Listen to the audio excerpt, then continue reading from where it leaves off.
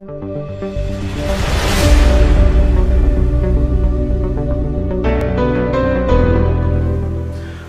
বন্ধুরা, আমি শুভঙ্কর। আমার ইউটিউব চ্যানেল অ্যাক্টিং মাই লাইফে আবার আজকে আমি তোমাদের কাছে চলে এসেছি। যে সাবজেক্টটা নিয়ে এসেছি ভীষণই একটা ইন্টারেস্টিং সাবজেক্ট। তার কারণ হচ্ছে প্রত্যেকটা মানুষ কিন্তু যে জার্নিটা করে, যে স্বপ্নটা দেখে, তার পিছনে কিন্তু একটা জিনিস সবার প্রথম থাকে, সেটা হলো অর্থ। হ্যাঁ, অর্থ ছাড়া কিন্তু আমরা একটা মুহূর্ত এগোতে পারি না, মানে একটা পাও আমরা কিন্তু ফেলতে পারি না। অনেক মানুষের প্রশ্ন থাকে যে আমি কত টাকা ইনকাম করতে পারি এই অভিনয় জগৎ থেকে। অনেকে অডিশন দেওয়ার আগেই আমাদেরকে এরকমও ভুল প্রশ্ন করে থাকে যে স্যার আমি কত টাকা পেতে পারি, বা একজন অভিনেতা অভিনেত্রী কত টাকা মাসে ইনকাম করে। এই প্রশ্নগুলো কিন্তু ভীষণ টাফ প্রশ্ন, কারণ কখনোই কারো ফিক্সড কোনো অ্যামাউন্ট ধরা থাকে না। এটা কিন্তু সবসময় জানতে হবে। হ্যাঁ, কোনো আর্টিস্ট, বড় যে মাপের আর্টিস্টরা থাকে, তারা হয়তো তাদের একটা টাকার অঙ্ক তারা বসিয়ে ফেলে, পার ডে হিসেবে বা পার ছবি হিসেবে তারা একটা টাকা ধার্য মূল্য বসিয়ে দেয়। যেমন কেউ হয়তো পার ডে 10,000 টাকা নেয়, কেউ পার ডে 20,000 টাকা নেয়, কেউ 50,000 টাকা নেয়। এইরকম একটা টাকার অ্যামাউন্ট থাকে, কিন্তু সেটা কিন্তু মানে সেই লেভেলের আর্টিস্টদের জন্য।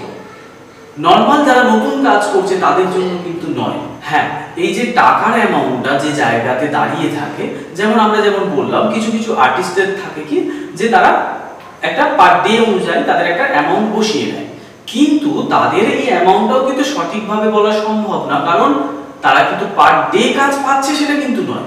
দেখা গেল এই মাসে 4টে কাজ পেয়েছে, গত মাসে 8টা কাজ পেয়েছে, তার মাস পরের মাসে তো কাজ নেই।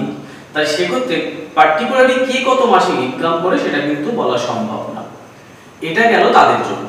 এবার যেটা বলি, যারা নতুন কাজ করছে বা প্রথম কাজ করতে আসছে, তারা যেমন বলে থাকে স্যার আমার কত টাকা পেমেন্ট হবে, তো এটা হচ্ছে সম্পূর্ণ ভুল। কারণ তোমার পেমেন্টটা কি নির্ভর করবে, সেটা তোমার অভিনয় যোগ্যতার হিসেবে, এবং তুমি কতটা কি মানে অ্যাজ এ তোমাকে দর্শক কতটা নেবে তার উপরও কিন্তু তোমার পেমেন্ট নির্ভর করবে।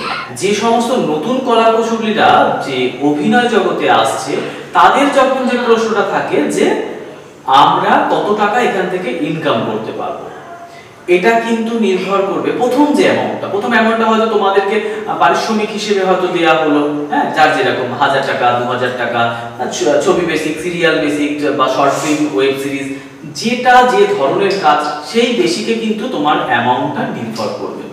তাই কত টাকা ইনকাম করবে ইন্ডাস্ট্রি থেকে সেটা কিন্তু প্রথমেই বলা সম্ভব না, এটা কিন্তু মাথায় রাখতে হবে। হ্যাঁ, তুমি তোমার যোগ্যতা তৈরি করো, দেখবে টাকা কিন্তু তোমার পিছনে দৌড়াবে। এটা কথাতেই থাকে, যেমন কর্ম করবে তার ফল পাবে।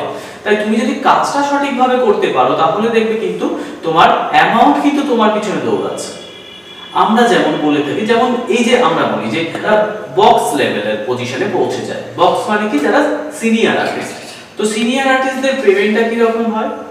এই যে বললাম 10,000, 20,000, 50,000। এদেরকে কিন্তু কখনো বলতে হয় না যে আমার কত টাকা পেমেন্ট হবে, কারণ এটা জানে যে পেমেন্টটা কত টাকা। তো তাই তোমাদেরও ঠিক তাই, তোমরা সেই যোগ্যতাটা তৈরি করো, তখন কিন্তু কোথাও বলতে হবে না তোমার পেমেন্ট কত, বা তুমি মান্থলি কত টাকা কামাতে পারো ইন্ডাস্ট্রি থেকে। এটা কিন্তু সবার প্রথম জানতে হবে। আজকে যে বিষয়টা ছিল, আমি পার মান্থ কত টাকা ইনকাম করতে পারবো অভিনয় জগৎ থেকে, বোঝা গেছে আমি কি বলেছি। আজকে তাহলে এই পর্যন্তই, দেখা হচ্ছে পরবর্তী ক্লাসে। নমস্কার।